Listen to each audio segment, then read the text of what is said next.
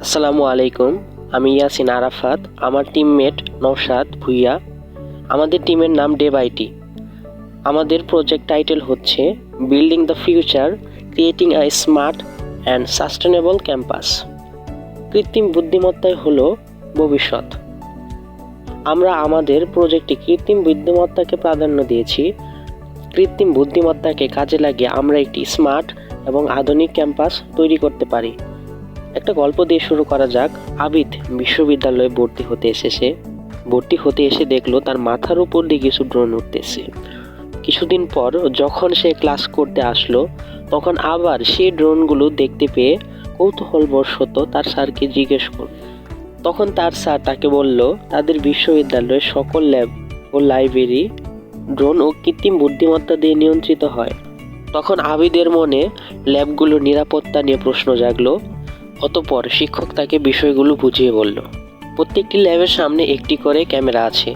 যখন কোনো একজন শিক্ষার্থী বিশ্ববিদ্যালয়ে ভর্তি হবে, তখন তার থেকে তার ছবি ও অন্যান্য প্রয়োজনীয় বিষয়গুলো বিশ্ববিদ্যালয়ের ডাটাবেজে জমা করে রাখবে।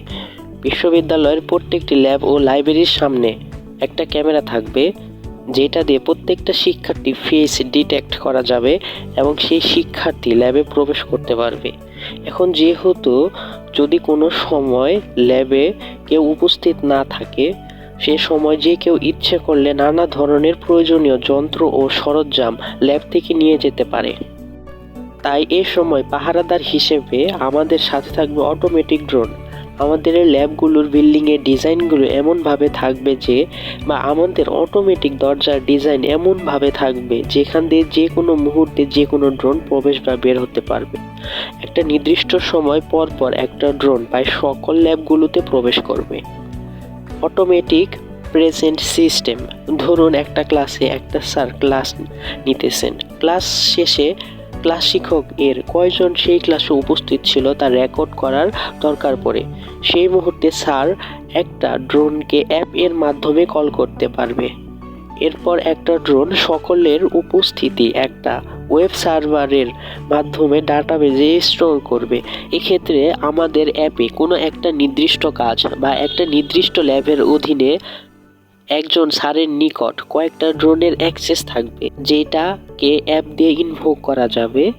এতে আমাদের ক্লাসের প্রেজেন্ট নেওয়ার জন্য যে সময় ব্যয় হতো তা আর হবে না। Light fan controller.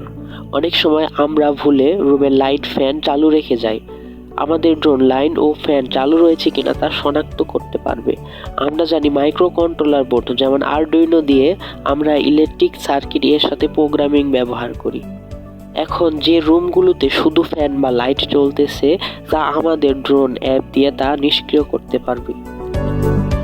আমরা আমাদের প্রজেক্টটি সম্পূর্ণ করার জন্য যে সকল প্রযুক্তি ব্যবহার করতে পারি, তার মধ্যে উল্লেখযোগ্য কিছু প্রযুক্তি হলো প্রোগ্রামিং ল্যাঙ্গুয়েজ, কম্পিউটার ভিশন ও ইমেজ প্রসেসিং, রোবোটিক্স এবং ড্রোন।